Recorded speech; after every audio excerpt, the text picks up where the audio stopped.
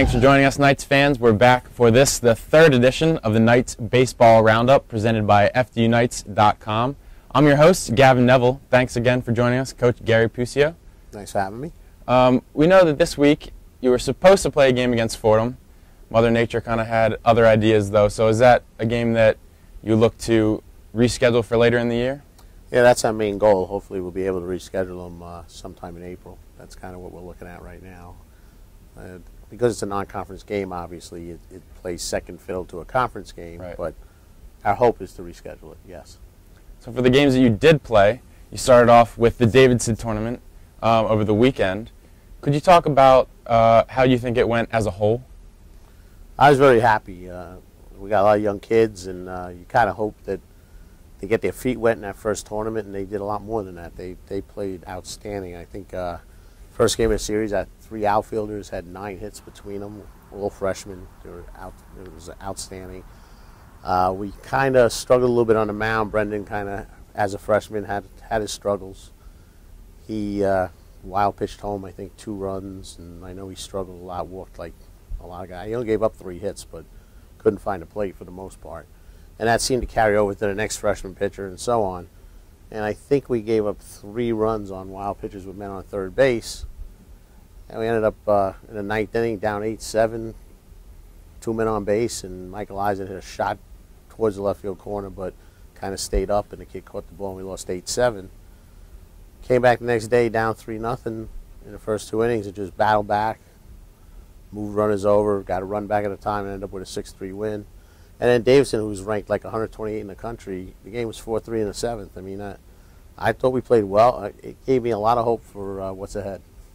In that opening game, you had pitched 5 guys on the mound, 4 of which were freshmen. So can you talk about what that is like, having to go to a lot of the freshmen? It was a great opportunity to get their feet wet, too. So I thought all of them did okay for themselves. You know, as I said, Brendan struggled the most. The guys we brought in seemed to hold their own. And Mitch was a little wild and then threw a double play ball to help get it. It was a big double play ball to help get us out of the inning. So, you know, that first time out, you never know how they feel, and every kid's going to be a little different. But it was great that I had the opportunity to get them all a chance to pitch so that that's behind them. Their first time out in college is behind them. And I think for the hitters, I think all but one of the freshmen already collected their first college hit, so that helps too. So at the plate, you out-hit Lehigh in that first game, 16-7. So were you kind of pleasantly surprised by how the offense ran that first game? I'm sure Coach McKay was very happy to see all the hits. I'm sure that made him happy.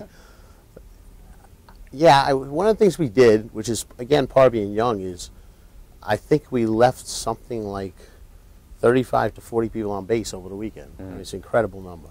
And all our RBIs, other than once, were all single RBIs. And we just drove in 1 run at a time. We never got that hit in the gap. We never got that big offensive blow to help us, you know, score 3 at one time. Right. And that's what we got to do a little better job of, hitting with men on base. But overall, yeah, I mean, they showed they could hold their own, and that was the important thing. And moving to that second game, you fell behind early, and then you were able to mount a comeback. What does that kind of do for the confidence of the team, knowing that, you know, you can fall behind and then you can come back? I think that's a credit to how hard they play. I think one of the things we teach here is about level of play, that our level of play doesn't change whether we're up 16-0 or down 16-0 or the score's 1-1. And I think that's a perfect example of that game of us, you know, performing at that level. Down 3-0, you didn't see any panic going on. You didn't see the kids giving up. You didn't see them saying, well, we lost them yesterday, they're going to beat us again today. We just, you know, steadily fought back, got a run here, got a run there, and before you know it, took the lead. And I went to our 7, 8, 9 guys who were all freshmen. Right. Brought in Anthony Calisi with a 4-3 lead, and he did a great job. And then Yoner, and then Snyder nailed it down for the save, even with an error in the 9th inning, which could have led to a disaster. But they got it done, and I think that is important for them, that they did get it done and they did get a win, and that helps. As a coach, is that kind of as good as it gets when you can turn over to your bullpen in the 7th with the lead? That's always your goal. That's what you hope. You hope that, you know, your starting pitcher gives you a good enough performance that he gets you to the 7th, 8th, 9th inning guys. I mean, it's even better last year. A lot of times Michael Eisen got us through all 9 innings, so you know, he's our ace, and when he can do that, we obviously stay out of his way and let him do it. But yeah, if I can get the ball to those guys, you know, those guys are the guys I'm going to count on to get it done for us late in games. And that doesn't mean they're going to do it every time. No one does it every time except maybe Rivera. So, you know, until we get to that level and I can sign Mariano, you know, I'll settle for Snyder. That sounds good. And then in that last game, again, the offense had a pretty good game with 11 hits. What do you take away from playing a team like Davidson and hanging with them? Their pitching was very good. And for us to walk away with the number of hits we had in that game was, again, a real good sign that these kids are learning how to battle. They're you know, they're paying attention. I mean, I do have to give Coach McKay and Coach Lopez a lot of credit for that. That they got the kids aggressive when they should be, and you know, smart aggression, taking pitches when they should, and you know, overall doing a real good job on offense. I don't think the offense hurt us, and I don't think the defense hurt us so much. Unfortunately, you know, the young pitching still's got a little ways to go. I guess one of the stories from the weekend would be Shane Siebler. 7 hits, leads the team, picked up NEC Rookie of the Week honors. How much of a luxury is it to have your 9-hitter be able to get hits and turn over the lineup like he did? Well, it does make you wonder how long he'll be the 9-hitter, you know, when he hits like that. It's funny because I look at Shane as a unbelievable defensive player.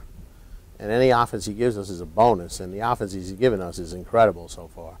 I think, you know, you're looking at a kid that's going to be a main player for us for the next 4 years. And, yeah, I mean, he started a lot of rallies this weekend. He just lifts the team. You know, the kid's he's just a trooper. He gives you 100% all the time. So, and I think all the freshmen seem to have that in them. So, you know, this weekend it was Shane's turn to kind of shine, and hopefully some other guys will do the same. Kelsey Semler got a chance to catch up with Shane and discuss his monster weekend. Hello, Knights fans. This is Kelsey Semler with FDUKnights.com. Today I'm here with Shane Siebler, freshman outfielder for the men's baseball team. Shane was awarded with NEC Rookie of the Week after playing Davidson and Lehigh this past weekend. Shane, congratulations on being Rookie of the Week. Can you talk to us a little bit about what it's like being awarded this? Thanks. It feels pretty awesome getting it so early, you know, in the season, knowing that all the hard work in the off season's paid off so early on. Hopefully we can continue as a team to do well. And you were very strong offensively this past weekend. What was working for you out on the field? Well, Coach has been preaching to us to, you know, attack early in the count, and that's what I've been trying to do, and just hit early, and that's what I was trying to do. And out on the field, how is the atmosphere as a team playing together for your first opening weekend? It was pretty awesome because we have great team chemistry, so we're pretty tight out there in the field, and it really shows the way we play. Well, congratulations once again. This is Kelsey Semler with FDUKnights.com. Back to you, Gavin. Thank you, Kelsey. So, Coach, let's look ahead to the games you have coming up this week. You have the home opener against NYIT and then followed by Stony Brook. So could you talk about what you expect from those teams?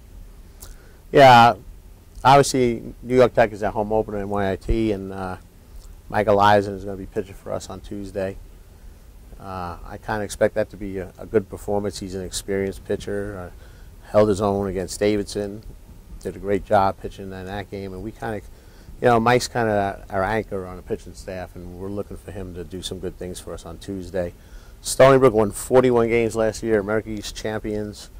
They're an excellent team, well coached, always a tough team to play. Last year, they hammered us out at their place. We got them back here second time last year, and actually had the lead in the 8th inning and let it get away from us. But, you know, they're an outstanding hitting team, and I think that's a great chance for our freshmen to recognize why you can't pitch behind hitters, and you know, you learn by experience. And I keep saying that's the one thing they don't have yet is experience. So a Stony Brook game is a great game to get experience. You're pitching against real good hitters.